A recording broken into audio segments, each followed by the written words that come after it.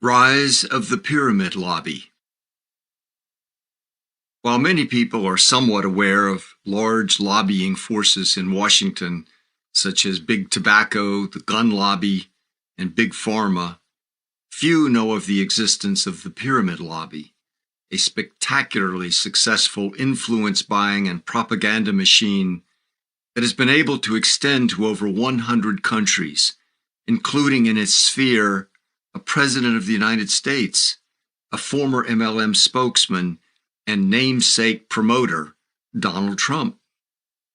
Historical insight into the formation of the Pyramid Lobby begins more than 40 years ago with the dubious honor that Amway owners were given at the highest level of government, even while the company was being prosecuted by the FTC. The incident shows that well before the FTC strangely capitulated to Judge Timoney's exoneration of Amway in 1979, the foundation of the Pyramid Lobby had already been laid and was exerting its formidable power over law enforcement. Even while the FTC prosecution was underway, Amway's founders were invited guests to the White House. As Amway was engaged in continuous procedural delays against the FTC staff attorneys, it was simultaneously in direct communication with President Gerald Ford, a personal friend, political patron, funding recipient, and former congressional representative of the district where Amway is based. Amway heavily funded Ford's museum and presidential library. Ford was even the keynote speaker at the opening of the Amway Hotel in Grand Rapids. In 1975, the time of the filing of the prosecution, it was the last days of the scandal-plagued Nixon presidency. Amway founders already had a powerful political base in Michigan, strong ties to Congress, and equally strong ties to the presidency. Amway was capable of influencing large numbers of votes in Michigan and beyond. The Washington Post reported DeVos's and Van Andel's rise to prominence in Washington after Ford became president. This was between 1974 and 1976, while FTC staff attorneys were vainly pursuing a pyramid scheme case against Amway after Nixon resigned. The Washington Post further reported the extraordinary connections Amway had inside the White House. Quote, in 1975, when Amway came under a Federal Trade Commission investigation as an alleged pyramid scheme, Van Andel and DeVos had a 43-minute Oval Office visit with Ford. A month later, after the private meeting with President Ford, Van Andel was quoted in a Michigan newspaper as saying that Ford was aware of Amway's troubles with the FTC. Later, Warren Rustand, director of Ford's scheduling office, and William Nicholson, his assistant, were listed as stockholders in a Nebraska insurance company being formed by Van Andel and DeVos. Nicholson was later hired in Amway's Government Affairs Office.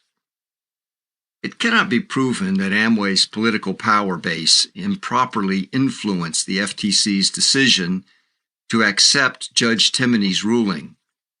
However, the reality of Amway's politically protected status cannot be denied in the years immediately after the FTC ruling as Ronald Reagan took office. The Pyramid Lobby was growing in size to protect Amway from any review by the FTC, and the protection would expand to cover the growing number of new MLMs, including Herbalife, that launched in 1981. The Washington Post reported that Amway's DeVos and Van Andel were, quote, regulars at Reagan White House events, noting one formal event they were invited to attend to honor a head of state, even while Canada was trying to extradite them for tax fraud. In 1981, Just after the FTC dropped its charges of pyramid fraud against Amway, Washington's elite assembled in Grand Rapids, Michigan, at the gala for the opening of the $7.1 million Gerald R. Ford Museum. Guests included President and Mrs. Reagan, Chairman of the FTC, Caspar Weinberger, Vice President George H.W. Bush, former Secretary of State Henry A. Kissinger, and top leaders of Canada, France, and Mexico. Quietly seated among these political powerhouses were the event's underwriters, Amway's founders, DeVos and Van Andel.